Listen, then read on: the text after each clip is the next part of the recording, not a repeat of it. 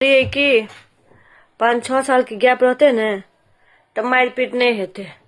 ओ बुआ बुआ कहते इहो अपन बुझते कि पैघ ही है और ना 1-2 साल के गैप में ना पिठिया वाला भ जाए छे, बड़ मार हेते।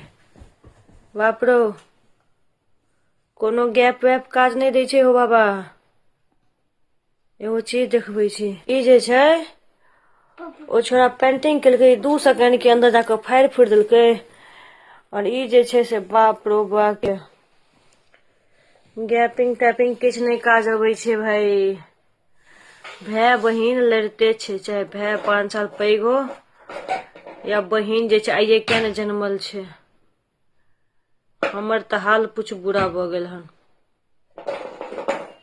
हम फील कर रहल छी आब कि 2टा बच्चा जे छै से की हाल होय छे।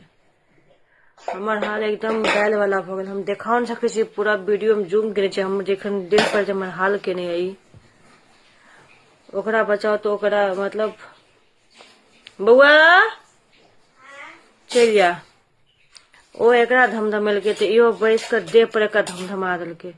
हम दुनू के बचवे के बीच में हमहू कनी मनी खा गेलो। बुद्धि जे छै ने सब धैल के धैले रह जाय छे।